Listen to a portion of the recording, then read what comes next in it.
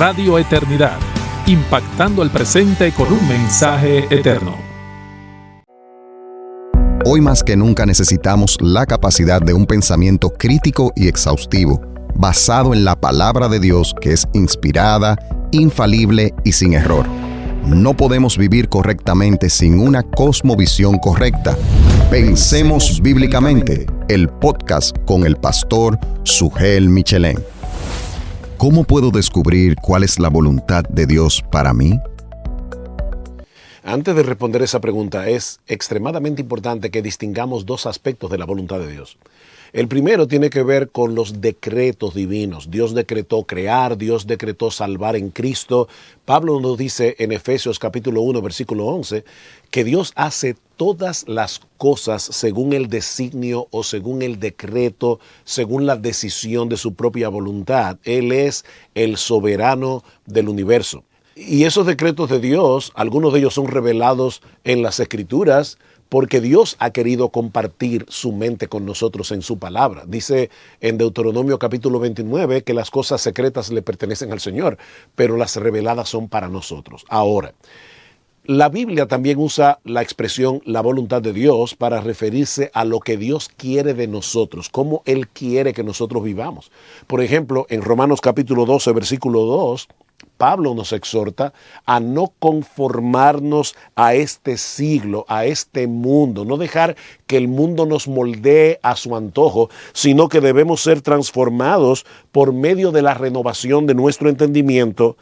Y ahora escuchen, para que comprobéis cuál sea la buena voluntad de Dios, agradable y perfecta. Pablo no está hablando aquí de los decretos divinos.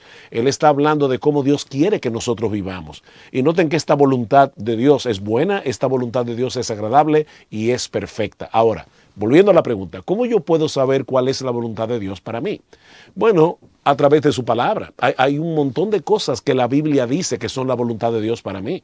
La Biblia dice que es la voluntad de Dios que yo me convierta y que yo crea en Jesucristo. Dice que el que hace la voluntad de Dios permanece para siempre. Primera de Juan capítulo 2. Ahora, ¿quiénes son los que permanecen para siempre? Aquellos que se arrepienten de sus pecados y creen en el Señor. En la primera carta de Pablo a los tesalonicenses dice que la voluntad de Dios es nuestra santificación.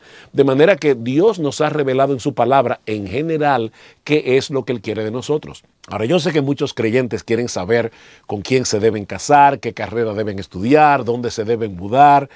Y lo cierto es que nosotros no tenemos la respuesta en la Biblia de forma directa.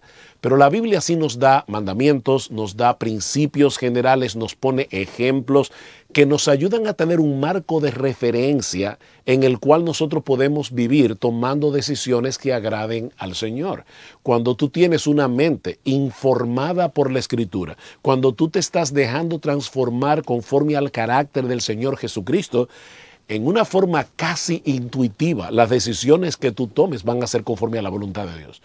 Una persona que quiera estudiar una carrera va a tomar en cuenta las capacidades que el Señor le ha dado, sus circunstancias de vida, una serie de elementos, y nosotros tenemos que pensar, tenemos que usar la mente para tomar buenas decisiones, pero siempre conforme a los principios generales que Dios nos ha dado en su palabra. Así que mi exhortación a ti es la siguiente: conoce a Dios.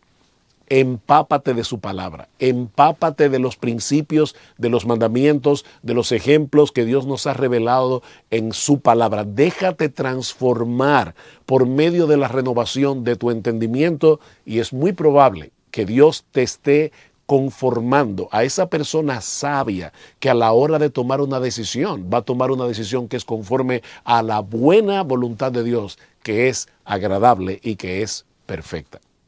Pensemos bíblicamente, el podcast con el pastor Sugel Michelén.